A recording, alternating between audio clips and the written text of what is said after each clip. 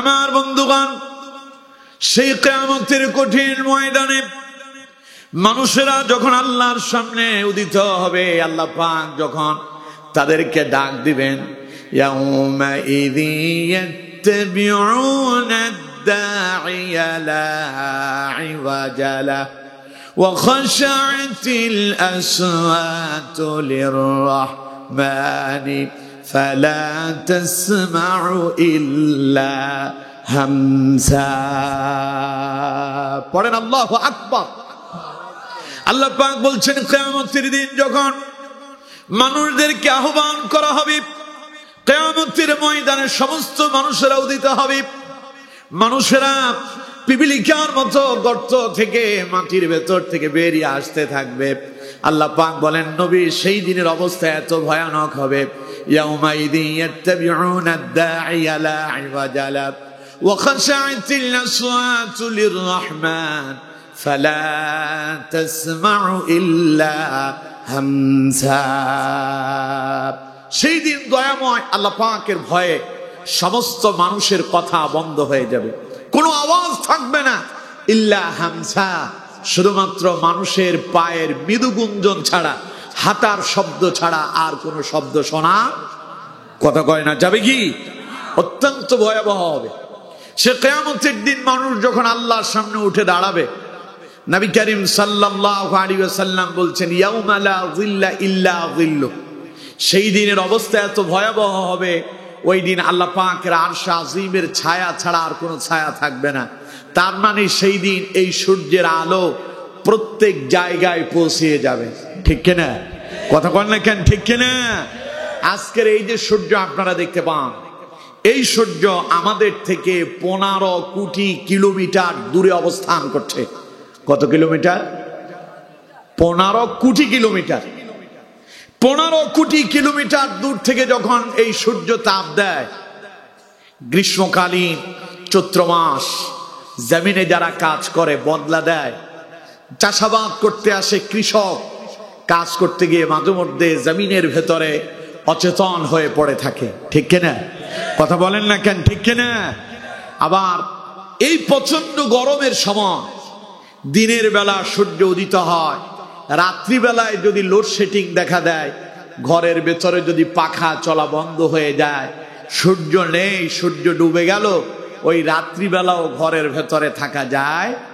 কথা বলতে হবে, থাকা যায়? অত্যন্ত কঠিন এক অবস্থা আমাদের দেখা যায়।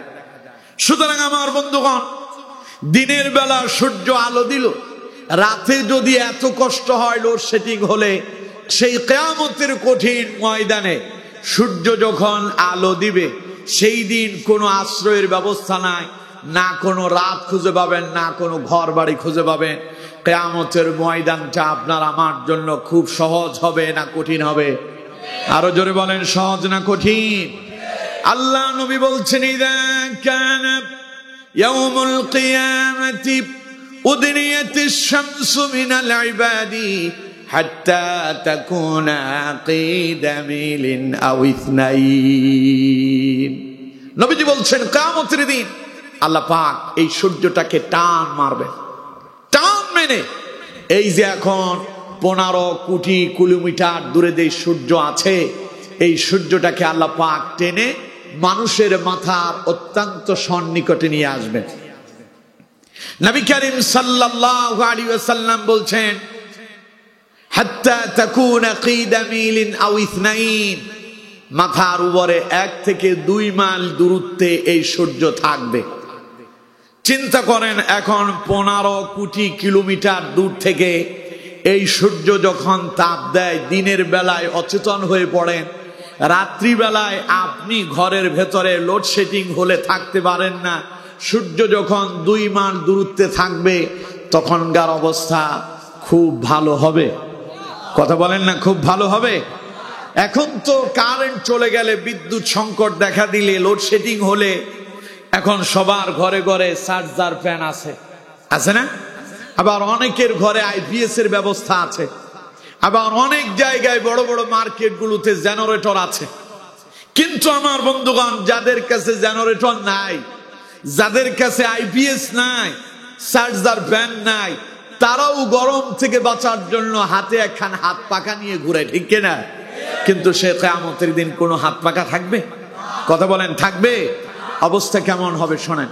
সূর্য মাথার কয় মাইল দূরে? 1 থেকে 2 মাইল। 1 থেকে 2 মাইল দূরত্বে সূর্য। নবীজি বলছেন ওই সূর্য যখন মানুষের মাথার সন্নিকটে আসবে অবস্থাটা কেমন হবে। আল্লাহ নবী বলছেন ফাতাসহারুহুমুশ শামসু ফায়াকুনুনা ফিল আরাকি বিকদরি আ'মালিহিম। অপরাধীদের অপরাধ অনুযায়ী সূর্য তাদেরকে জ্বালিয়ে দেবে, গলিয়ে দেবে। সূর্যের তাপে মানুষের শরীর থেকে ঘাম বেয়ে বেয়ে পড়তে থাকবে, ঘাম বেয়ে বেয়ে পড়তে থাকবে। কেমন বের হবে? আল্লাহ নবী বলছেন ফামিনহুম মান ইয়াখুযুহু ইলা আকিবাইহি। কোন কোন অপরাধীর শরীর থেকে এত বেশি পরিমাণ ঘাম বেরিয়ে পড়বে তার পায়ের টাকনো পর্যন্ত ঘামের ভেতরে ডুবে যাবে। কতটুকুন? কথা কয় না। কতটুকুন? পায়ের টাকনো ডুবে যাবে শরীরের ঘাম দিয়ে। ইন্না লিল্লাহি ওয়া ইন্না ইলাইহি রাজিউন। কি ভয়াবহ পরিস্থিতি হবে। আল্লাহ নবী বলছেন এখানে শেষ নয়, ওয়া মিনহুম মান ইয়াখুযুহু ইলা রুকবাতাইহি। আবার এমন এমন অপরাধী দেখা যাবে ওদের শরীর থেকে এত বেশি পরিমাণ ঘাম বের হবে, নবী করিম সাল্লাল্লাহু আলাইহি ওয়াসাল্লাম বলেন ওদের পায়ের হাঁটু পর্যন্ত ঘামের ভেতরে ডুবে যাবে। আরো ভয়াবহ কিছু শাস্তির অবলোকন হবে, আরো কিছু মানুষের অবস্থা হবে আরো ভয়াবহ। আল্লাহ নবী বলেন সেই কিয়ামতের দিন কারো অবস্থা হয়ে যাবে এমন, ওয়ামিনহুম মান ইয়াখুযুহু ইলা হাকওয়াইহি। নবীজি বলেন ঘাম এসে কারো কোমর পর্যন্ত ডুবিয়ে দেবে। আল্লাহ নবী বলেন এখানেই শেষ নয়, ওয়ামিনহুম মান ইউলজিমুহু ইলজামা। সূর্যের তাপে মানুষের শরীর থেকে এত বেশি পরিমাণ ঘাম বের হতে থাকবে, অপরাধীদের ঘামের কারণে কারো বা নাকের ডগা পর্যন্ত ঘাম এসে যাবে। তার মানে নিজের ঘামের ভেতরে নিজেই হাবুডুবু খেতে থাকবে। আমার বন্ধুগণ, এবার কন্ত সে কিয়ামতের ময়দানটা খুব সহজ হবে না কঠিন হবে? এখন একটু ঘামালে পাশে একখান হাত পাকা দিয়ে বাতাস করলে শরীরের ঘাম শুকিয়ে যায়। ঘরের ভেতরে গরম লাগতেছে, বাইরে আসলে পরে একটু বাতাসের আর্দ্রতা পেলে শরীরের ঘাম শুকিয়ে যায়। সেই দিন ঘাম শুকাবে না। ফাতাসহারুহুমুশ শামসু ফায়াকুনুনা ফিল আরাকি বিকদরি আ'মালিহিম। রাসূলুল্লাহ বলেছেন সেই দিন শরীরটাকে সূর্য জ্বালিয়ে দিবে, গলিয়ে দেবে। মোমবাতি আপনাদের এলাকাতে আছে না? কথা বল না কেন, আছে না? মোমবাতির মাথায় যখন আগুন ধরিয়ে দেওয়া হয় ওই মোমটা কি হয়? গলতে শুরু করে। আর মোমবাতির ওই মোমগুলো গলে গলে পানি হয়ে নিচে আস্তে আস্তে জমাট বাঁধতে থাকে। আস্তে আস্তে এটা নিচ দিয়ে একদম জমাট বেঁধে যায়। নবী করিম সাল্লাল্লাহু আলাইহি ওয়াসাল্লাম বলছেন সে কিয়ামতের কঠিন ময়দানে অপরাধীদের শরীর থেকে এত বেশি পরিমাণ ঘাম বের হবে কারো টাকনু পর্যন্ত ডুবে যাবে, কারো বা হাঁটু পর্যন্ত ডুবে যাবে, কারো কোমর পর্যন্ত ডুবে যাবে। আল্লাহ নবী বলছেন ওয়ামিনহুম মান ইউলজিমুহু ইলজামা। কারো বা নাকের ডগা পর্যন্ত ঘাম এসে যাবে অপরাধীদের অপরাধ অনুযায়ী। এবার আমি আপনাদেরকে প্রশ্ন করি, সেই কিয়ামতের কঠিন ময়দানে ওই ঘামের ভেতরে হাবুডুবু খেতে চান? কথা কন না কেন, হাবুডুবু খেতে চান? কারা কারা হাবুডুবু খেতে চান দেখি হাত তুলে দেখান। 1 2 3 4 5 6 জন। হ্যাঁ, হুশ নাই, জুসের ঠেলায় হুশ হারায় ফেলছেন। হুশ হারানো যাবে না, হুশ ধরে রাখতে হবে। ভুলে উঠে গেছে নাকি? আল্লাহ ক্ষমা করে দেন, পড়েন আমিন। কিয়ামতের ময়দানটাকে বিশ্ব নবী এত বেশি ভয় পেতেন, আল্লাহ নবী আল্লাহর কাছে দোয়া করতেন আল্লাহুম্মা হাসিবনি হিসাবান ইয়াসীরা। হে আমার রব, তুমি আমার হিসাবটাকে সহজ করে দাও। আমিন কও। আল্লাহ যদি ধরেন ইন্না বাতশা রাব্বিকা লাশাদীদ, সেই দিন পালানোর পথ কেউ খুঁজে পাবে, সবাই পাকড়াও হয়ে যাবে। সুতরাং আমার বন্ধুগণ, সেই সূর্যের তাপ থেকে যদি বাঁচতে হয়, ওই সূর্যের ভয়াবহ অগ্নি থেকে, আগুন থেকে যদি নিজেকে আত্মরক্ষা করতে হয়, 7টা বিষয় যদি কোনো একটা যদি আপনার কাছে থেকে যায়, আল্লাহ পাক বলছেন, আল্লাহ নবী বলেছেন, ওই 7 শ্রেণীর মানুষদেরকে কিয়ামতের দিন আল্লাহ পাক এই সূর্যের তাপ থেকে আশ্রয় দেবেন। পড়েন সুবহানাল্লাহ। তাহলে ওই 7 শ্রেণীর লোক কারা হবে? যাদের শরীর থেকে গাম বের হবে না, যাদের শরীর থেকে আপনার গাম বের হতে হতে টাকনু পর্যন্ত ডুবে যাবে না। রাসূলুল্লাহ বলেছেন, কারো কারো অবস্থা হবে এমন, সূর্যের তাপে মানুষের মাথার মগজগুলো ভাতের মারের নাই টকবক টকবক করে নাকের ছিদ্র আর কানের ছিদ্র দিয়া মাথার মগজগুলো বেয়ে বেয়ে পড়বে। অবস্থা অত্যন্ত ভয়াবহ হবে। সেই দিন বেঁচে যাবেন তারা 7 শ্রেণীর মানুষ হবেন যারা। সুবহানাল্লাহ। এবার তারা কারা? 1 নাম্বার, আল্লাহ নবী বলছেন, আল ইমামুল আদিল। ওই কিয়ামতের কঠিন ময়দানে সূর্যের তাপে মানুষের মাথার মগজগুলো যখন বাতের মারের নাই টকবক করে করে কারো বা নাকের ছিদ্র আর কানের ছিদ্র দিয়া বেয়ে বেয়ে পড়তে থাকবে, কারো বা হাঁটু ডুবে যাবে, কারো বা কোমর পর্যন্ত ডুবে যাবে, কারো বা নাকের ডগা এসে যাবে। ওই কিয়ামতের দিন আল্লাহ পাক ওই 1 শ্রেণীর মানুষকে ডাক দিবেন, আল ইমামুল আদিল। যারা ন্যায়পরায়ণ শাসক হবে, যারা ন্যায়পরায়ণতার সঙ্গে বিচার কাজ ফয়সালা করবে, ওই বিচারকদেরকে কিয়ামতের দিন আল্লাহ পাক ডাক দিয়ে তার আরশ আজিমের ছায়া তলে আশ্রয়ের ব্যবস্থা করে দেবে। চিল্লায় পড়েন সুবহানাল্লাহ। 1 নাম্বার কি? বিচারক, ন্যায়পরায়ণ বিচারক। নবী করিম সাল্লাল্লাহু আলাইহি ওয়াসাল্লাম বলছেন, বিচারক হলো 3 প্রকারের। কয় প্রকারের? সবাই বলেন কয় প্রকারের? আল্লাহ নবী বলছেন, ক্বালা আল কুওয়াতু সালাসা ইসনানি ফিন-নার ওয়া ওয়াহিদুন ফিল জান্নাহ। নবীজি বলেছেন, বিচারক হলো 3 প্রকারের। 2 প্রকারের বিচারক হলো জাহান্নামী, আর 1 শ্রেণীর বিচারক হলো জান্নাতি। পড়েন আল্লাহু আকবার। এবার আমরা প্রশ্ন করি, ইয়া রাসূলুল্লাহ, জান্নাতি বিচারক কে? আল্লাহ নবী বলছেন, রাজুলুন আলিমাল হাক্কা ফাকাদা বিহি ফাহুয়া ফিল জান্নাত। যে বিচারক ন্যায়সঙ্গত বিচার করে, বাদী এবং বিবাদী 2 জনের কথা শোনে, শোনার পরে সত্য এবং মিথ্যা উপলব্ধি করতে পারে, এরপরে ন্যায়সঙ্গত যিনি বিচার কাজ ফয়সালা করে দেন, নবী করিম সাল্লাল্লাহু আলাইহি ওয়াসাল্লাম বলেন, ওই বিচারক হলো জান্নাতি বিচারক। পড়েন সুবহানাল্লাহ। এই বিচারক আমার দেশে খুবই অভাব, ঠিক কিনা? তবে একজন ছিলেন। যখন আপিল বিভাগে আল্লামা সাঈদীর রায় শোনানো হচ্ছিল, একজন বিচারক আল্লামা সাঈদীকে বেকসুর খালাস দিয়েছিলেন। জানেন আপনারা এই ঘটনা? একজন বিচারক ছিলেন, তার নাম বিচারক আব্দুল ওয়াহাব মিয়া মনে হয়, এরকম একটা নাম। তিনি বলেছেন, আল্লামা সাঈদীর বিরুদ্ধে কোনো এভিডেন্স আমার কাছে সত্য বলে প্রমাণিত নয়, আমার কাছে মনে হয়েছে এগুলো সব বানোয়াট, এই জন্য আমি ওনার ব্যাপারে রায় দিচ্ছি, উনি বেকসুর খালাস পায়। এইরকম বিচারকও বাংলাদেশে 2-1 জন আছে। পড়েন আলহামদুলিল্লাহ। যে বিচারক আল্লামা সাঈদীকে বেকসুর খালাস দিয়েছিলেন, তার জন্য দোয়া করি আল্লাহ তাকে জান্নাতি বিচারক হিসেবে কবুল করেন। পড়েন আমিন। আরো জোরে পড়েন আমিন। বাকি থাকলো আরো 2 শ্রেণীর বিচারক। তারা কারা? আল্লাহ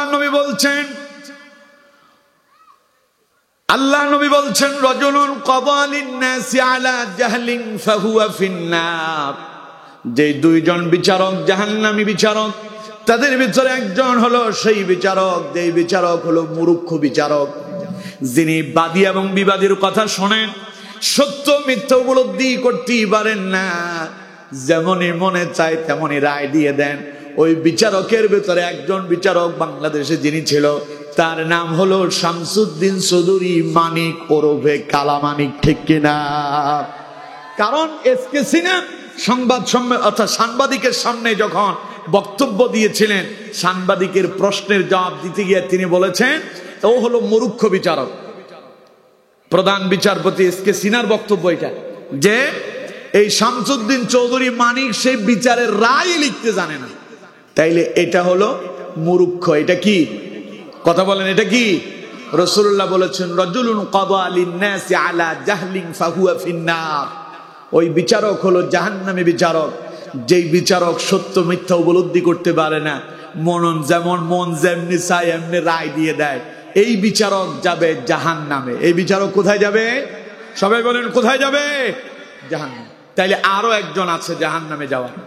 আল্লাহ নবী বলছেন ওই বিচারক যাবে জাহান্নামে, বিচারক হবে ওই বিচারক যেই বিচারক সত্য মিথ্যা উপলব্ধি করতে পারে, কিন্তু এরপরেও বুঝার পরে স্বজন প্রীতি করতে গিয়া কিছু টাকা পয়সা পাওয়ার পরে সত্যটারে গোপন রেখে পক্ষপাতিত্ব করে বিচারের রায় যারা দেয়, আল্লাহ নবী বলছেন ফাহুয়া ফিন্নার। ওই বিচারক হলো জাহান্নামী বিচারক। বলেন নাউযুবিল্লাহ। তাহলে যারা আল্লামা সাঈদী সহ ইসলামী আন্দোলনের প্রথম সারির নেতাদেরকে মিথ্যা মামলায় হত্যা করলো, বিচার কাজ ফায়সালা করলো যারা, ওরা ছিলেন স্বজন প্রীতি করনেওয়ালা। ঠিক কিনা? কথা কন না কেন? ঠিক কিনা? উনি বলতেছেন, এসকে সিনহাই বলছে তার বক্তব্য যে আল্লামা সাঈদীর বিরুদ্ধে সঠিক কোনো এভিডেন্স আমাদের কাছে ছিল না। তার মানে বোঝা যায় পাতানো রায় দিয়ে তারা দিনের পর দিন আমাদের কোরআনের পাখিকে জেলখানায় বন্দি রেখেছিল। ঠিক কিনা? জোরে বলেন ঠিক কিনা? এবার আমি আপনাদেরকে প্রশ্ন করি, আল্লামা সাঈদী কি রাজাকার ছিলেন? দর্শনকারী ছিলেন? জানাকারী ছিলেন?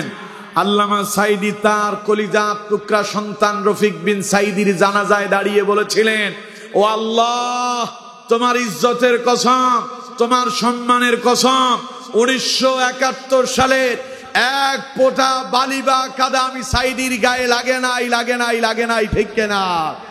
ওরা আমাকে বানালো রাজাকার, ওরা আমারে বানালো চোর, আমারে বানালো ডাকাত, আমারে বানালো দর্শনকারী।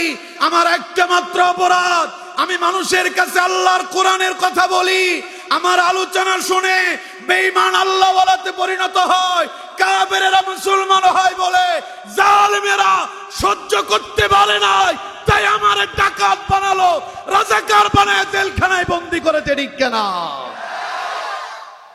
তাহলে আমার বন্ধুগণ, সে কিয়ামতের কঠিন ময়দানে আল্লাহর আরশ আজিমের ছায়া তলে আশ্রয় পাওয়ার জন্য প্রথম নাম্বার শর্ত হলো আপনাকে ন্যায়পরায়ণ শাসক হতে হবে। অনেকে বলবেন, হুজুর আমি কি বিচারক? কে বলেছে আপনি বিচারক নন? আপনি তো আপনার পরিবারের বিচারক। আপনি বাপ না? আপনি যদি বাপ হন তাহলে পুরো পরিবার তো আপনি চালান, তাহলে আপনি পরিবারের বিচারক। ঠিক কিনা? কথা বলেন ঠিক কিনা? আপনি যদি ঘরের বড় ছেলে হন তাহলে আপনি পুরো ঘর পরিচালনা করেন, আপনি বিচারক। ঠিক কিনা?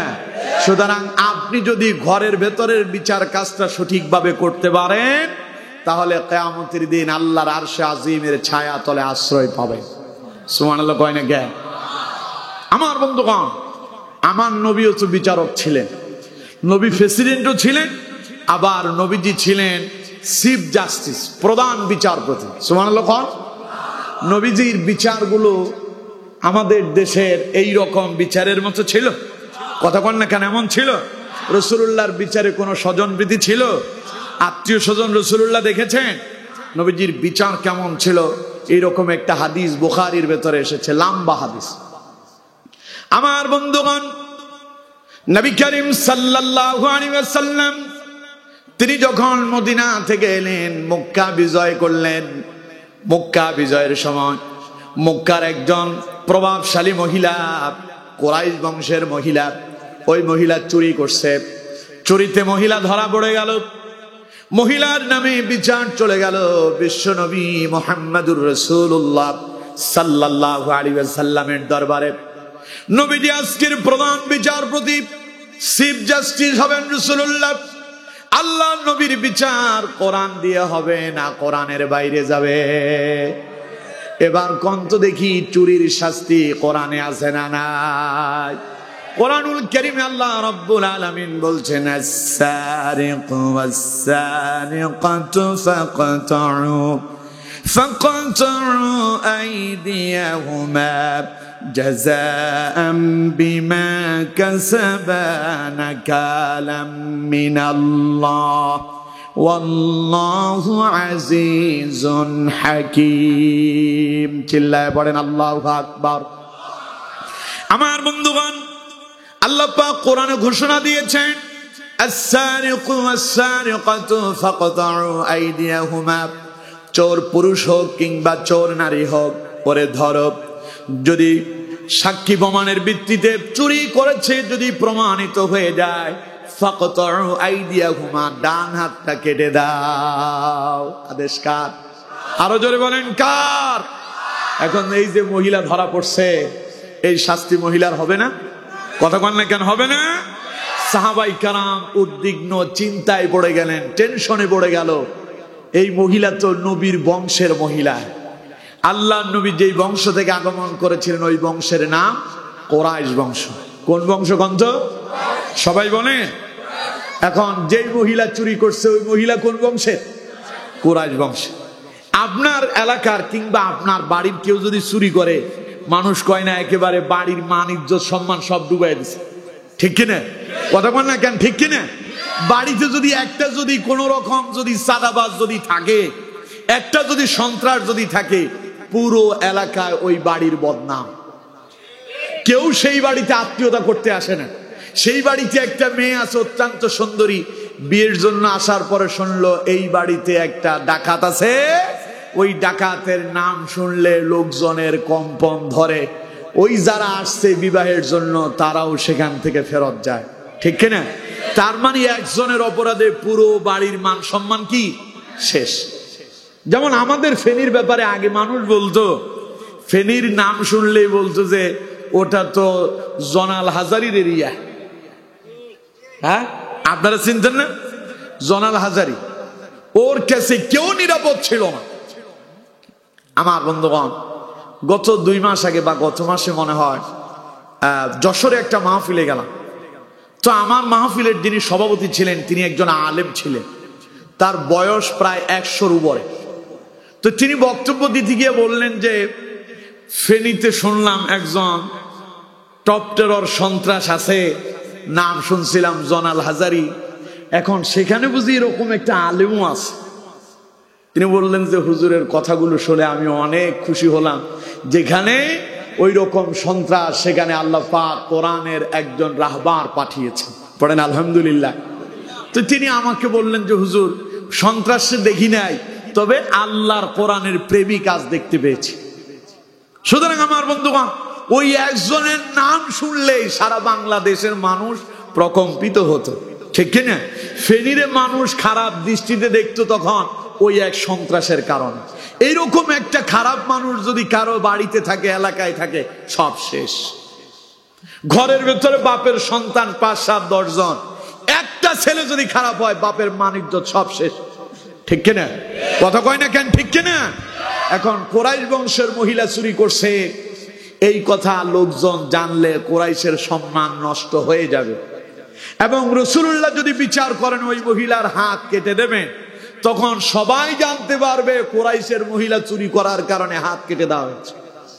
সাহাবায়ে কেরাম টেনশনে পড়ে গেল, নবীজির কাছে কিভাবে এই মহিলার জন্য সুপারিশ করা যায়। সবাই চিন্তায় পড়ে গেল। কয়েকজন সাহাবী মনে মনে একটা পন্দি এঁটেই ফেললেন। তারা বললেন এটাকে হযরত ওসামাকে দিয়ে এই কাজ করা যাবে। ওসামা হলেন বিশ্বনবী মুহাম্মদ সাল্লাল্লাহু আলাইহি ওয়াসাল্লামের নাতি, হযরতে যায়েদ ইবনে হারেসা রাদিয়াল্লাহু তাআলা আনহুর সন্তান। হযরতে যায়েদ ইবনে হারেসা ছিলেন বিশ্বনবী মুহাম্মদ সাল্লাল্লাহু আলাইহি ওয়াসাল্লামের পালক পুত্র। সেই দৃষ্টিকোণ থেকে হযরতে যায়েদ আর হযরতে যায়েদের ছেলে ওসমান হলেন রাসূলুল্লাহর নাতি। কি কন্ত কথা বল না কেন? কি নাতিরে মানুষ আদর করে না? কথা বল না কেন করে না? দাদা যারা আছে নাতি নাতনিরে নিয়েই তার সময় কাটে। সারা সময় নাতি নাতনি নিয়ে খেলাধুলা করে, চলাফেরা করে। নাতিরা হয়ে যায় দাদার হাতের লাঠি, ঠিক কিনা? ওই যে কে যেন একটা গজল বানাইছিল, কি যেন আমি ভুলে গেলাম, যে দাদা তুমি হলে আমার হাতের লাঠি, কি একটা গজল যেন ছিল। ছোট্ট একটা বাচ্চা গিয়েছিল, ঠিক স্মরণ আসতেছে না এখন। যাই হোক আমার বন্ধুগণ, তো নাতিদেরকে দাদারা হাতের লাঠি হিসেবে ব্যবহার করে, অন্যায় করলেও মাইকদুর করে না, বরং মা যদি তার সন্তানকে মারে, দাদা কিংবা দাদি যদি সামনে থাকে তো এই তো অবস্থা খারাপ, ঠিক কিনা? আমাদের কথা বলি, আমরা যখন ছোট তো মাঝে মধ্যে আমরা অন্যায় তো করতাম। বাবা যখন আমাদেরকে মাইকদুর করার জন্য আসতো, আমার দাদু দেখতাম পেছন দিক দিয়ে এসে আমার বাবার পিটানি শুরু করছে।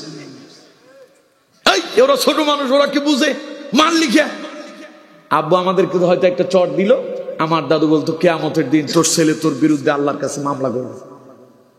তার মানে কি মোহাব্বত, ঠিক কিনা? আমার মেয়ের কথা বলি, আমার 3 মেয়ে আল্লাহ দিলে, ছেলে এখনো আল্লাহ দেয় নাই, আল্লাহ দিলে হতে পারে, পড়েন আলহামদুলিল্লাহ। তো এখন মাঝে মধ্যে ওর আম্মু বাচ্চাদেরকে শাসন করে, আমার মা তখন ওরে বলে আমার ছেলে আসুক, বাড়িতে আসুক, তুই আমার নাতিনরে মারছিস। তার মানে এটা কি ভালোবাসা, এটা কি ভালোবাসা।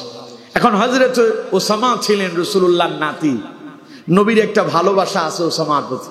নবীজি ওসামাকে কাছে ডাকতেন, রাসূলুল্লাহর পাশাপাশি রাখতেন। সাহাবায়ে কেরাম চিন্তা করলো আজকে নবীজির কাছে কাকে দিয়া এই মহিলার জন্য সুপারিশ করা যাবে, একজন উকিল নিযুক্ত করতে হবে। তো উকিল হিসাবে তারা হযরত ওসামাকে টার্গেট করলো, কারণ ওসামা রাসূলুল্লাহর কাছাকাছি থাকে। ওসামা যদি নবীজিকে বলে, নবীর রাগ করলেও ওসামা যেহেতু নাতি, নবী ক্ষমা করে দিবে। যেই চিন্তা সেই কাজ। সাহাবায়ে কেরাম ওসামাকে বুঝায় দিলেন, ওসামা তুমি রাসূলুল্লাহর কাছে যাবে আর মহিলার জন্য আল্লাহর নবীর কাছে সুপারিশ করবে, নবীজি যেন ওই মহিলার হাত কেটে না দেয়, আমরা রাসূলুল্লাহকে মুক্তিপণ দেব। হযরত ওসামা এলেন বিশ্ব নবীর কাছে এসে ওসামা বললেন, ইয়া রাসূলুল্লাহ সাল্লাল্লাহু আলাইহি ওয়াসাল্লাম, হুজুর আজকে যে মহিলা চুরিতে ধরা পড়ছে ওরে চেনেন নাকি? নবী কয় কে? ওটা তো কুরাইশ বংশের মহিলা, ওটা তো আপনার বংশের মহিলা। হুজুর এই মহিলার যদি হাত কেটে দেওয়া হয় তাহলে তো কুরাইশ বংশের সম্মান ইজ্জত সব নষ্ট হয়ে যাবে। হুজুর এই মহিলার হাত কর্তন না করে কিছু মুক্তিপণ নিয়ে মহিলারে কি মাফ করে দেওয়া যায় না? নবীজির চেহারা মোবারক মলিন হয়ে গেল। বিশ্বনবী হযরত ওসামাকে বললেন, ওসামা রে, আল্লাহর কোরআনের রায়ের বিরুদ্ধে কি করে তুমি আমার কাছে সুপারিশ করতে এসেছো? আল্লাহর কোরআন যে আইন করেছে ওই আইনের বিরুদ্ধে কি করে তুমি কথা বলতে এসেছো? এই সাহস তোমার কি করে হলো? হযরত ওসামা বুঝতে পারলেন কাজটা তো আমি ঠিক করি নাই। হযরত ওসামা কেঁদেই দিলেন, নবীজিকে বললেন, ইয়া রাসূলুল্লাহ সাল্লাল্লাহু আলাইহি ওয়াসাল্লাম, হুজুর আমি বুঝতে পারি না, আমার ভুল হয়ে গেল, দয়া করে আপনি আমারে ক্ষমা করে দেন। ইয়া রাসূলুল্লাহ আপনি আমার জন্য আল্লাহর কাছে দোয়া করেন, আল্লাহ যেন আমারে ক্ষমা করে দেয়। নবীজি তখন বুঝতে পারলেন এটা ওসামার কাজ নয়, কেউ ওসামারে দিয়ে এই কাজটা করিয়েছে। কারণ ওসামা ছোট মানুষ, এত বড় কথা বলার সাহস ওসামা করতে পারে না। আমার দেশে দেখবেন ছোট বাচ্চারা যখন পাকনা পাকনা কথা কয় তখন লোকজন কয় এই কথাগুলো নিশ্চয়ই তারে কেউ শিখাইয়া দিছে, ঠিক কিনা? কথা বল না কেন, ঠিক কিনা? নবীজি বুঝতে পারলেন ওসামার এইরকম বুদ্ধি হয় নাই, ওসামার এই সাহস নাই, ওসামা নিজ থেকে এসে আমার কাছে এই কথা বলতে পারে, নিশ্চয়ই ওসামাকে কেউ সলা পরামর্শ দিয়ে আমার কাছে পাঠাইছে। আল্লাহ নবী সারাটা দিন গেল চিন্তায়, টেনশনে ছিলেন বিশ্ব নবী। নবীজি সন্ধ্যা বেলা মিম্বারে উঠে দাঁড়ালেন, রাসূলুল্লাহ খুতবা পড়লেন, আল্লাহর প্রশংসা করলেন। প্রশংসা শেষে নবীজি বললেন, আমার সাহাবীরা শোনো, তোমাদের পূর্বে আল্লাহ তাআলা বহু জাতিকে ধ্বংস করে দিয়েছিল, কারণ তাদের ভেতরে যদি কেউ যদি চুরিতে ধরা পড়তো তাহলে প্রভাবশালী হলে তাদেরকে ক্ষমা করে দিত, আর নিম্ন শ্রেণীর যদি কেউ যদি হতো তার উপরে তারা শাস্তি প্রদান করত। এই জন্য আল্লাহ তাআলা বহু জাতিকে ধ্বংস করে দিয়েছেন। এই কথা বলে নবীজি বললেন, আজ কুরাইশ বংশের একজন মহিলা চুরি করেছে, শুনে রাখো আল্লাহর কোরআন দিয়ে আজকের রায় কার্যকর হবে। আজকের এই মহিলা যদি কুরাইশ বংশের মহিলা না হয়ে মুহাম্মদের কন্যা যদি ফাতেমাও হতো, তার মানে আমি নবীর কন্যা ফাতেমাও যদি আজকের চুরিতে ধরা পড়তো, কোরআনের রায় ফাতেমার বিরুদ্ধে আমি আল্লাহ কার্যকর করে দিতাম। আমি নবী ফাতেমার বিরুদ্ধে কোরআন দিয়ে রায় কার্যকর করতাম। পড়েন আল্লাহু আকবার। কোন স্বজন প্রীতি আছে? কথা কন না কেন? স্বজন প্রীতি আছে? নবীজি এমন দৃষ্টান্ত স্থাপন করলেন যে কেমনে ন্যায় পরায়ণতার সাথে বিচার কাজ করতে হয়, নিজের বংশের মহিলার বিচার হবে। নবী বলছেন, অপরাধ যদি আজকে আমার মেয়ে করতো, আমি নবী আমার মেয়ের হাত কেটে দিতাম। সুবহানাল্লাহ কইলেন না? আমার বন্ধুগণ, এবার নবীজি বললেন, আমার সাহাবীরা শোনো কোরআনের রায়। السارق والسارقة فاقطعوا أيديهما جزاء بما كسبا نكالا من الله।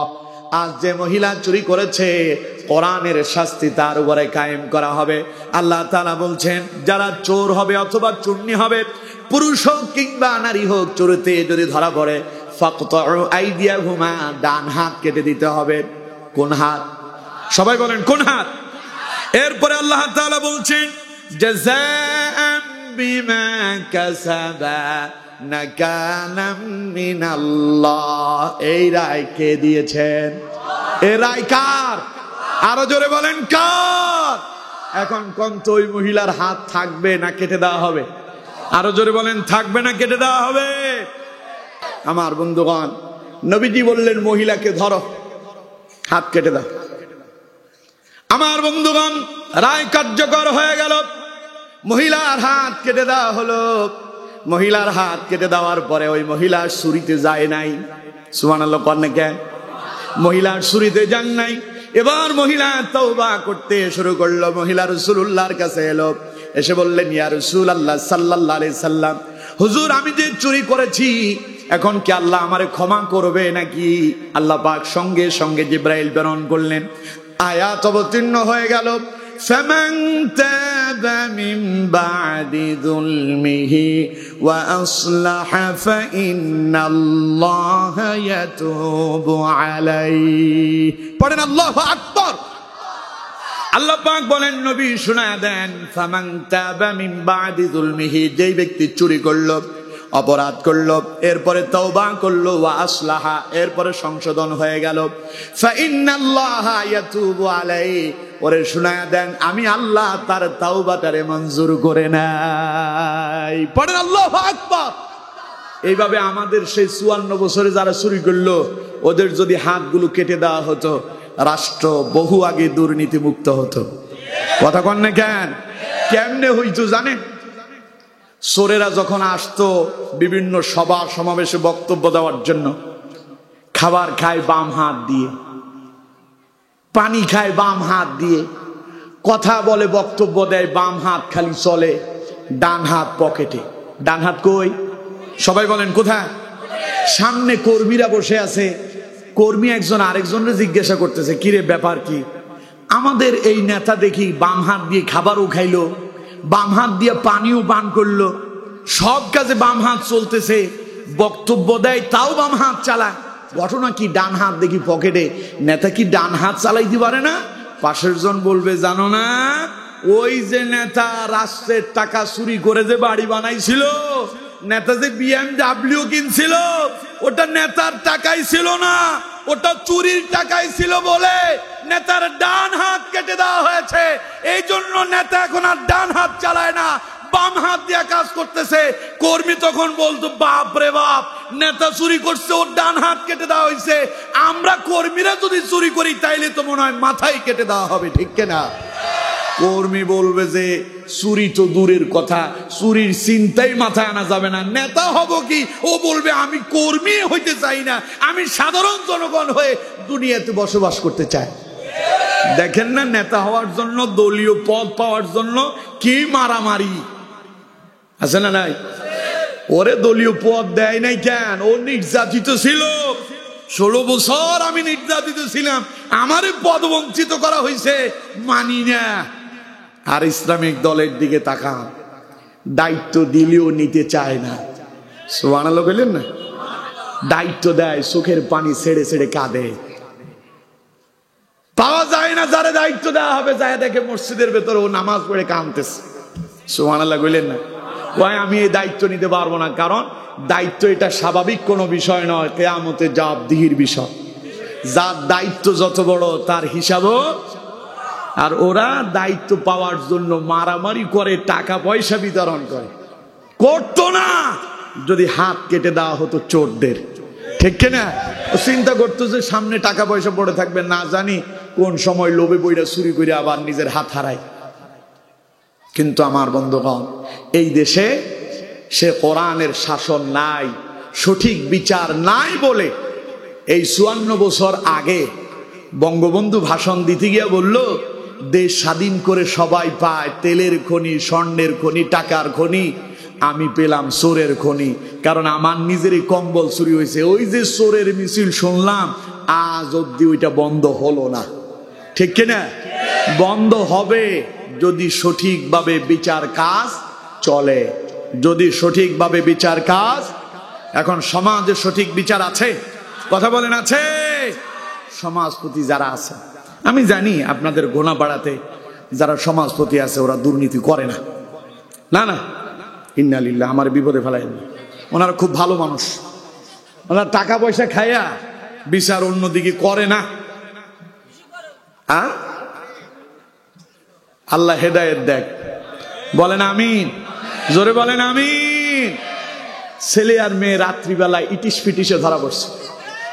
কিসে ধরা পড়ছে বুঝেন তো? এখন মাতব্বরের কাছে খবর গেছে, তোমার ভাইয়ের মেয়ে পড়ছে ধরা। কি কস? ছেলের বাড়ি কই? আরে আসো তাড়াতাড়ি।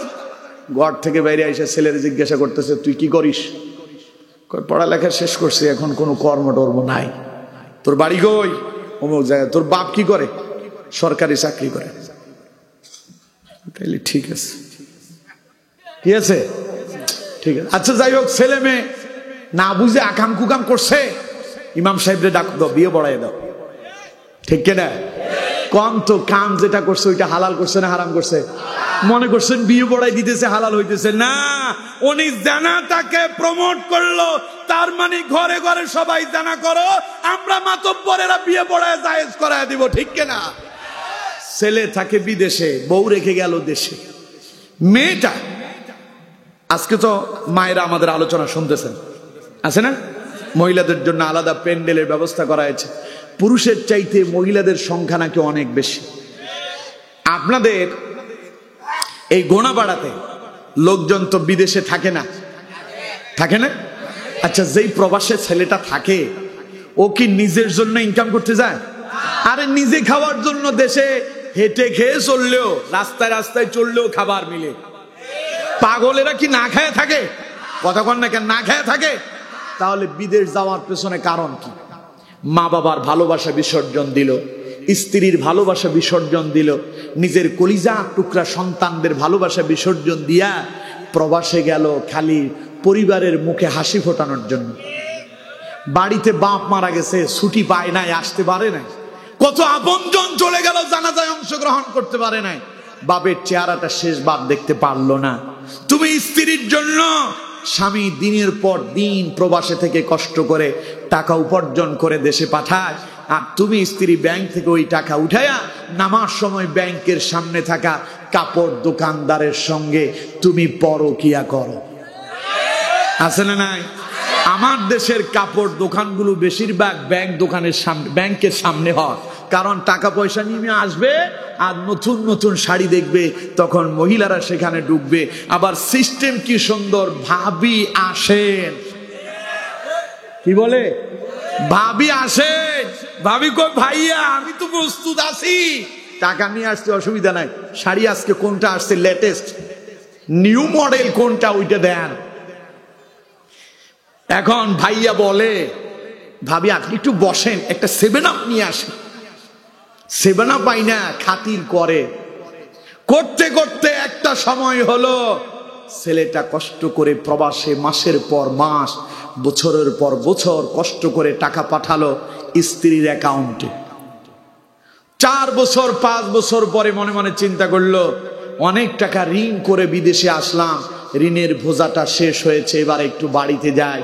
স্ত্রীর চেহারাটা দেখবো, কলিজা টুকরা সন্তানদেরকে দেখবো, শেষবারের মতো একবার মা বাবার চেহারাটা দেখে আসে যখন দেশে, স্ত্রী তখন উদাও হয়েছে পরকীয়ার ভেসে। ঠিক কিনা? কতক্ষণ না কেন ঠিক কিনা? ছেলে বাড়িতে আইসা দেখে বউ নাই, বউ গেল কই, বউরে খুঁজেই পাওয়া যায় না, বউ উড়াল দিয়েছে। আছে না নাই? মায়েরা, স্বামী আপনার কাছে এত বিশাল দামি সম্পদ, আপনি আপনার স্বামীকে চিনতে পারেন নাই। নবী করিম সাল্লাল্লাহু আলাইহি ওয়াসাল্লাম বলছেন, যেই নারী 4টা কাজ করবে আল্লাহ ওই নারীর জন্য জান্নাতের 8টা দরজা খুলে দেবেন। সুবহানাল্লাহ। কোন আল্লাহ নবী বলছেন, আল মারআতু ইযা সাল্লাত খামসাহা ওয়া সামাত শাহরাহা ওয়া আহসানাত ফারজাহা ওয়া আতাআত বা'লাহা ফালতাদখুল মিন আইয়ি আবওয়াবিল জান্নাতি শাআত। পড়েন আল্লাহু আকবার।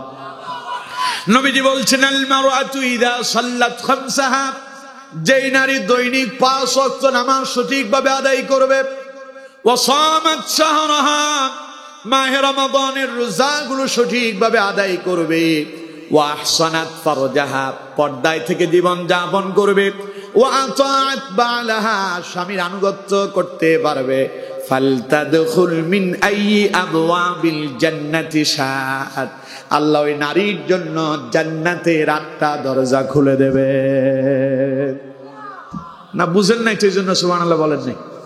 যারা বুঝেন নাই তারা চুপ থাকবেন, যারা বুঝতে পারছেন তারা চিল্লায় এখন সুবহানাল্লাহ। সালাক, তার মানে সবাই বুঝতে পারছে জান্নাতের দরজা কয়টা? সবাই বলেন কয়টা? যেই নারী দৈনিক 5 ওয়াক্ত নামাজ আদায় করবে, মাহে রমাদানের রোজা পালন করবে, স্বামীর ইজ্জত আবরু অর্থাৎ পর্দায় থেকে জীবন যাপন করবে, এবং 4 নাম্বার ওয়া আতাআত বা'লাহা, স্বামীর কথা শুনবে, স্বামীর কথা মেনে চলবে, আল্লাহ নবী বলছেন আল্লাহ তার জন্য জান্নাতের 8টা দরজা খুলে দিবেন। যেই দরজা দিয়ে মনে চায় ওই দরজা দিয়া ওই নারী আল্লাহর জান্নাতে প্রবেশ করবে।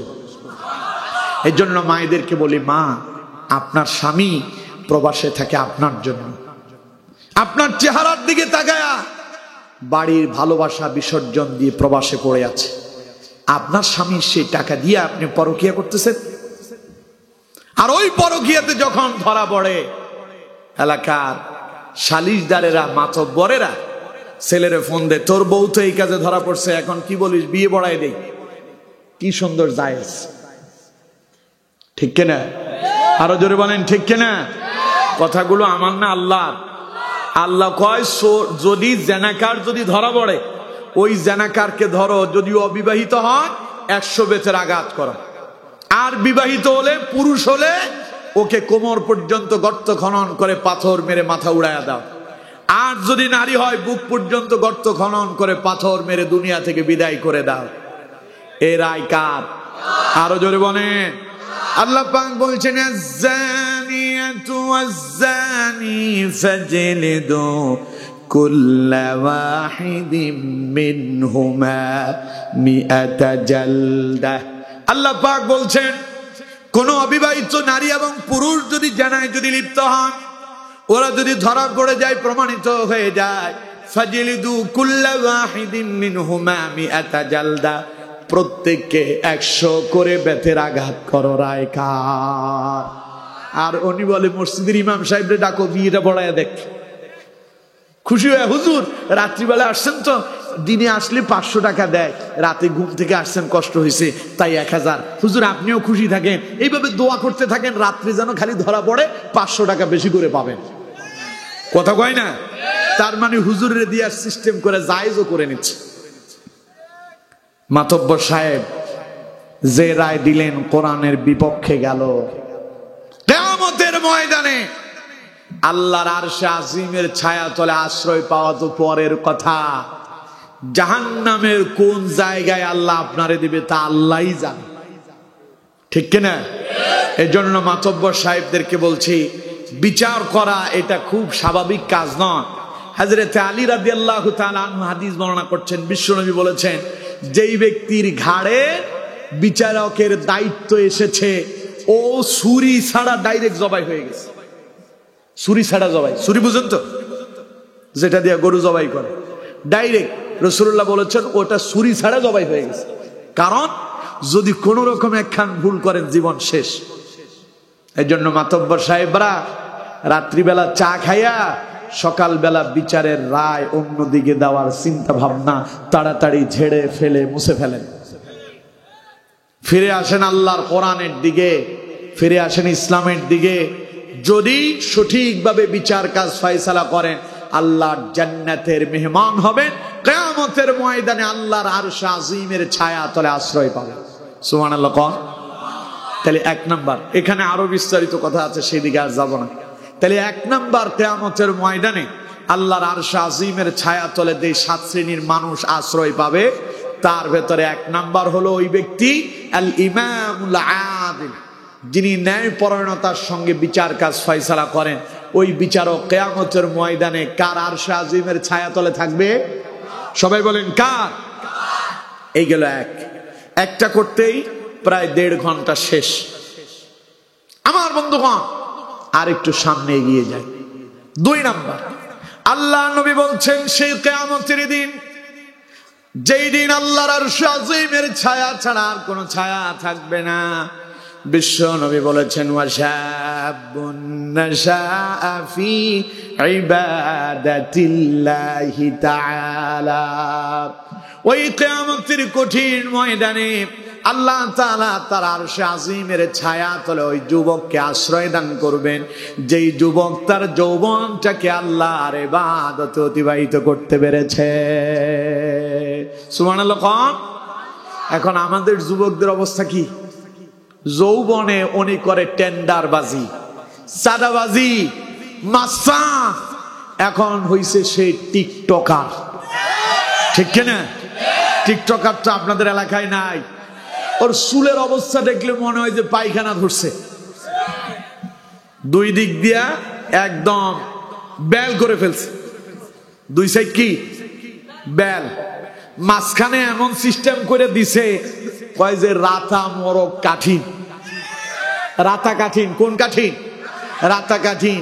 ছোটবেলায় শুনতাম ছোট ছোট বাচ্চাদের চুল দাঁড়ায় থাকলে মুরব্বীরা কইতো এর মনে হয় পায়খানা লাগছে। এখন আমার দেশের টিকটকার কিছু আছে, রাস্তায় ঘুরে বেড়ায়, মনে হয় যে পায়খানার চাপ লাগছে, ঠিক কিনা? ওগুলোরে দেখলে লোকজন কয় ইবলিস শয়তানি, কয় আমি কত বড় শয়তান, ও তো দেখতেছে আমার চাইতে বড় শয়তান, ঠিক কিনা? আমার মনে হয় ইবলিসও এইরকম চুলের কাঠিন দেয় না। আর ওই টিকটকারদের যন্ত্রণায় রাস্তায় চলাই যায় না। আবার এখন কিছু বাইর হয়েছে কিশোর গ্যাং। কিশোর গ্যাংয়ের যন্ত্রণায় ঢাকা শহর অস্থির। কক্সবাজার তো আপনাদের খুব কাছে, সেখানে তো নাই, আছে? হাই হাই হাই, আমি কক্সবাজারের সমুদ্র সৈকতের কাছে ভয় যাই না, ভয়। অথচ আল্লাহ বলছেন কুল সিরু ফিল আরদ ফানজুরু কাইফা কানা আকিবাতুল মুকাজ্জিবিন। নবী বলে দেন মানুষ যেন তামাম পৃথিবী ভ্রমণ করে আর দেখে আমি আল্লাহ তাআলা মিথ্যাবাদীদের অবস্থা পরিণতি কি করেছি। আমার পৃথিবীটা তারা যেন দেখে আর আমাকে নিয়ে যেন গবেষণা করে। সুবহানাল্লাহ। অথচ সেই সমুদ্রের ধার প্রান্তে চলে জেনা, ব্যভিচার, অশ্লীলতা, নির্লজ্জতা, বেহায়াপনা, যা দেখে আমার মনে হয় যেই কোনো মুহূর্তেই কক্সবাজারের উপরে আল্লাহর গজব আসতে পারে।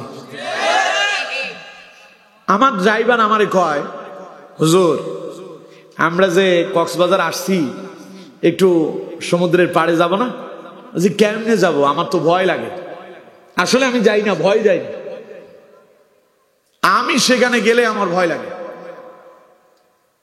কারণ জেনা ব্যভিচার যেখানে চলে আল্লাহর গজব সেখানে পড়ে।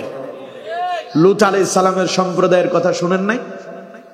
জেনা ব্যভিচারে লিপ্ত ছিল, আল্লাহ আসমান থেকে পাথর নিক্ষেপ করে সমূলে ধ্বংস করে দিয়েছে। সুতরাং আমার বন্ধুগণ, সেই জেনা ব্যভিচারের আখড়াখানা হলো কক্সবাজারের সমুদ্র সৈকত। সেখানে যুবক যুবতীরা, তরুণ তরুণীরা হাতে হাত ধরে প্রকাশ্যে অশ্লীলতায় লিপ্ত। অথচ রাসূলুল্লাহ বলেছেন এই যুবকরা যদি আল্লাহর ইবাদতে তাদের জীবনটা কাটাতে পারত। ওয়াশাবুন নাশাআ ফি ইবাদাতিল্লাহি তাআলা, ওরা যদি যৌবনে আল্লাহর ইবাদত করত, আল্লাহ তাদেরকে কিয়ামতের ময়দানে আল্লাহর আরশে আজিমের ছায়া তলে আশ্রয় দান করতেন। এখন আমার এখানে আজকে যুবক বেশি না বৃদ্ধ বেশি? সবাই বলেন যুবক বেশি না বৃদ্ধ বেশি? এই যুবকরা তোমাদেরকে বলছি, তোমরা আগামী দিনের ভবিষ্যৎ, তোমরাই পারো গোটা জাহিলিয়াতের সমাজকে পরিবর্তন করতে, ঠিক কিনা? যা তোমরা 5 আগস্টে করে দেখিয়েছো, যেটা বিগত 16 বছর বড় বড় রাজনৈতিক দলেরা পারে নাই, বিএনপি পারে নাই, জামাত পারে নাই, হেফাজত পারে নাই, চরমনাই পারে নাই, জাসদ পারে নাই, বাসদ পারে নাই, কোন দল যা করতে পারে নাই, তরুণরা রাস্তায় নামে ওটা দেখিয়ে দিয়েছে জালেমদেরকে কেমনে বিদায় করতে হয়, ঠিক কিনা? সুতরাং তরুণরা, তোমরা চাইলেই অন্ধকারকে নিবায়া দিয়া আলোকিত করতে পারো, ঠিক কিনা? এখন তোমাদের সময়, এখন তোমাদের সময়। তোমাদের চরিত্র যদি ঠিক হয়, গোটা সমাজের চরিত্র পাল্টে যাবে। তোমাদের চরিত্র যদি ভালো হয়, রাষ্ট্রের চরিত্র পাল্টে যাবে। রাষ্ট্রের দুর্নীতি বন্ধ হয়ে যাবে, জেনা বন্ধ হয়ে যাবে। আবার জেনাতে সেঞ্চুরি তো পরের কথা, স্বপ্নদোষ বন্ধ হয়ে যাবে, ঠিক কিনা? শুধু তোমাদেরকে একটু সচেতন হতে হবে, সতর্ক হতে হবে। শুধু জীবনটাকে আল্লাহর ইবাদতে লাগাও। আল্লাহর রাসূল যা বলেছেন, কোরআন যে নির্দেশনা দেয়, কোরআনের পথ মত তরিকা মোতাবেক জীবনটারে যদি চালাতে পারো, জীবন হবে কল্যাণময়, দুনিয়াও পাবে শান্তি, পরকালে শুধু শান্তি নয়, কিয়ামতের কঠিন ময়দানে আল্লাহর আরশে আজিমের ছায়া তলে আশ্রয় পাবে। কার পেছনে ঘুরতেছো? কারে নেতা বানালা? যেই নেতা নিজেই নামাজ পড়ে না, কোরআন পড়ে না, ইসলাম মানে না, মা বাবার সঙ্গে ভালো ব্যবহারের কথা তোমারে বলে না, যেই নেতা তোমার হাতে বই খাতা কলমের পরিবর্তে রিভলভার ধরায়া দিল, ওটা নেতা না, ঠিক কিনা? ওটা নেতা নামের ছাতা মাথা। কথা বলেন না কেন? ওই নেতা নিজের সন্ত্রাস তৈরি করে, নেতা এসিতে ঘুমায়, আর তোমাদেরকে রাস্তায় নামায়া জেলখানায় পুড়ায় মারে, ঠিক কিনা? কে বুঝাবে কারে? 16 বছর যারা ছিল, যাওয়ার সময় সব কর্মীদেরকে এতিম করে রেখে গেল, যাওয়ার সময় খালি নিজের পরিবার নিয়ে গেল। তার মানে বুঝো, নেতা নিজের নিয়ে বাঁচতে পারলেই চলে, কর্মীর কথা চিন্তা করে না। নেতা ছিলেন আমার নবী, বিশ্ব নবী মুহাম্মদুর রাসূলুল্লাহ সাল্লাল্লাহু আলাইহি ওয়াসাল্লাম। মক্কায় যখন কোরআনের দাওয়াত দিচ্ছেন রাসূলুল্লাহ, চতুর্দিক থেকে যখন সাহাবায়ে কেরামের উপরে নির্যাতন আসতেছে, আল্লাহ হুকুম দিলেন, রাসূল তৈরি হন, হিজরত করতে হবে, দেশ ত্যাগ করতে হবে। নবী করিম সাল্লাল্লাহু আলাইহি ওয়াসাল্লাম নিজে হিজরতের আগে সাহাবায়ে কেরামকে, অর্থাৎ নিজের কর্মীদেরকে সেভ করেছেন। সুবহানাল্লাহ কয় না কে? রাসূল আগে সাহাবীদেরকে পাঠালেন, পরে নিজে গেলেন। এই রকম একজন নেতার দরকার, ঠিক কিনা? আর তোমাদের নেতারা যাওয়ার আগে কোনো মেসেজই দেয় নাই, বরং আগের দিন ঘোষণা দিছে, রাজপথে সবাই থাকো, মোকাবেলা হবে। তার মানে তোমাদেরকে বিপদে ফেলায়া দিয়া, তোমাদেরকে ময়দানে নামায়া দিয়া, মায়ের পিঠ খাওয়ায়া রক্তাক্ত করে ছাড়লো, তিনি নিজেই আগেই ভেগে গেল, ঠিক কিনা? এখন ওইখান থেকে বলে কাছাকাছি আছি, শর্ট করে ঢুকবো, তার মানে তোমাদেরকে আরো বিপদের ভেতরে ঢেলে দিল।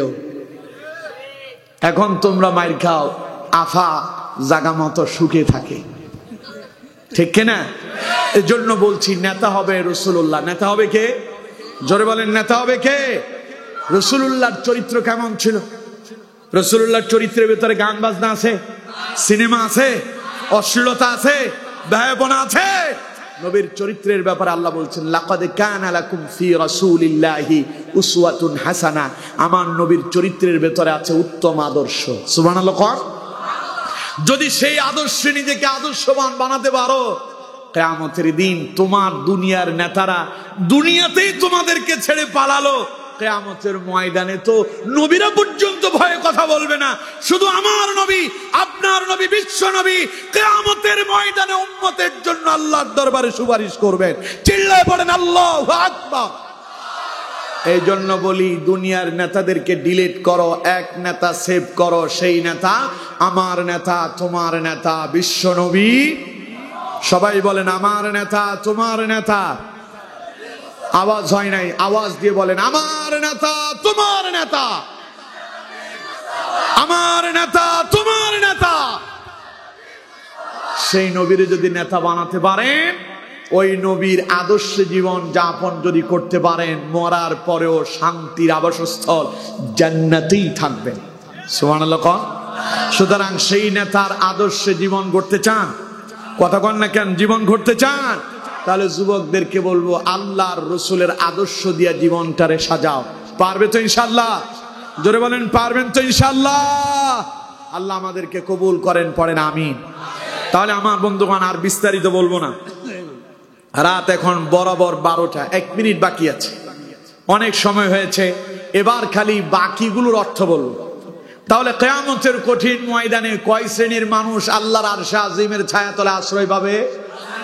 1 নাম্বার আল ইমামুল আদিল, যিনি ন্যায়পরায়ণ বিচারক হবেন, তিনি আল্লাহর আরশের ছায়াতলে আশ্রয় পাবেন।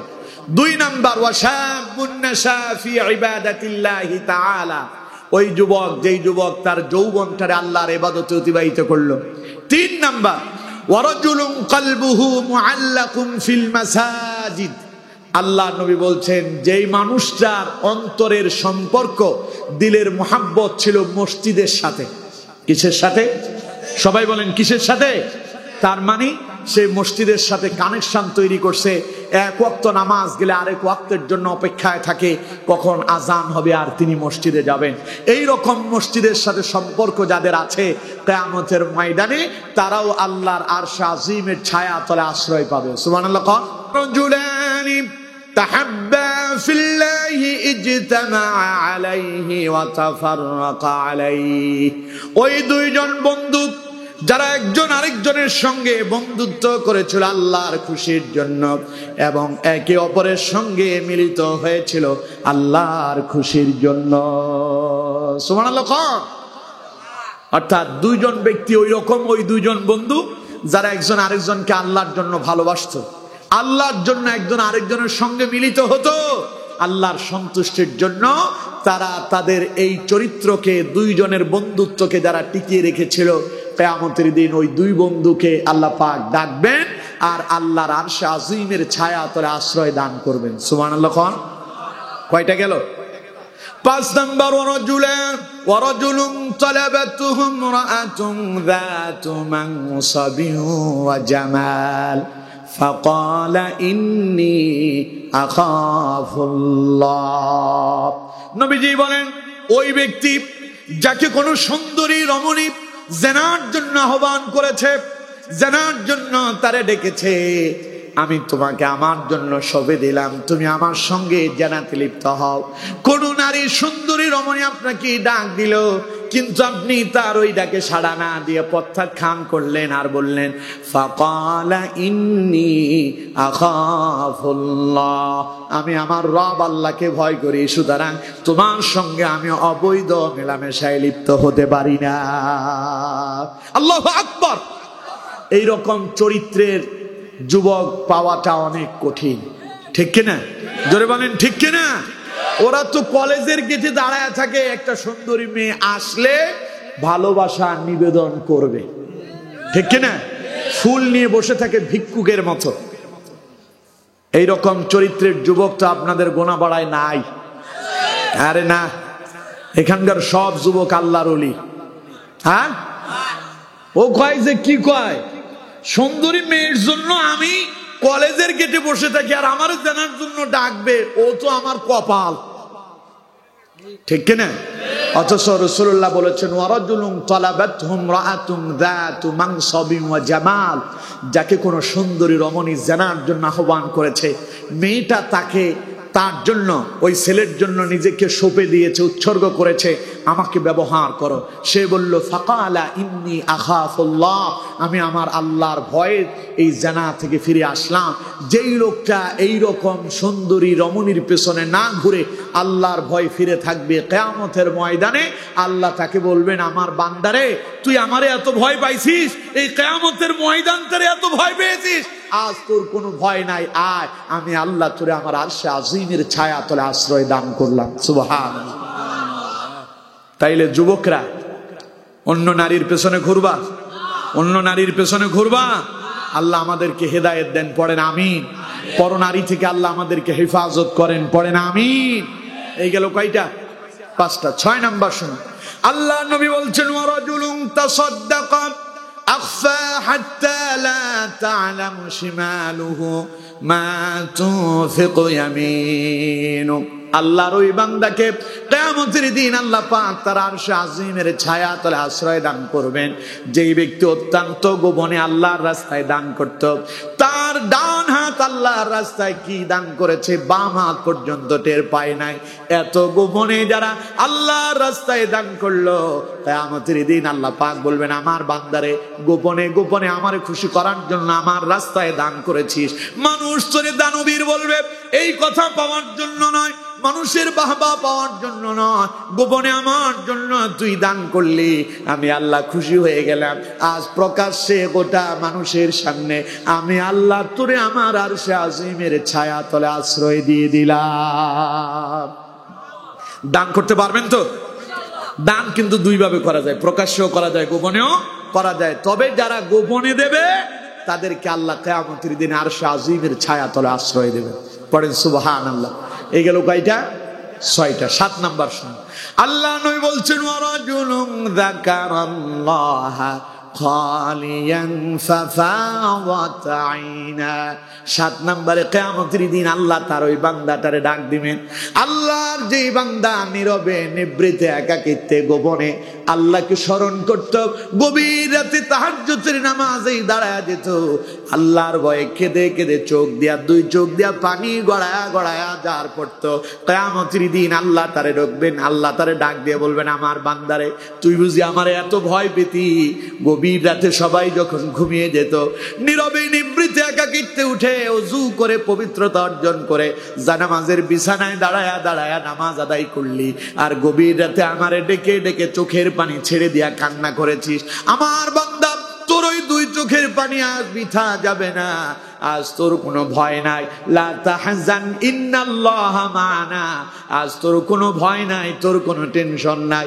আজ আমি আল্লাহ তোর জন্য যথেষ্ট হয়ে গেলাম। আয় আয় আয় আমার বান্দা, আমার আরশে আজিমের ছায়া তলে আমি আল্লাহ তোর জন্য আশ্রয়ের ব্যবস্থা করে রেখেছি। সুবহানাল্লাহ। আরো আস্তে কম, এবার জোরে কোন সুবহানাল্লাহ। জোর তো আপনাদের আর নাই, আছে? সব জোর একত্র করে চিল্লায় এখন সুবহানাল্লাহ।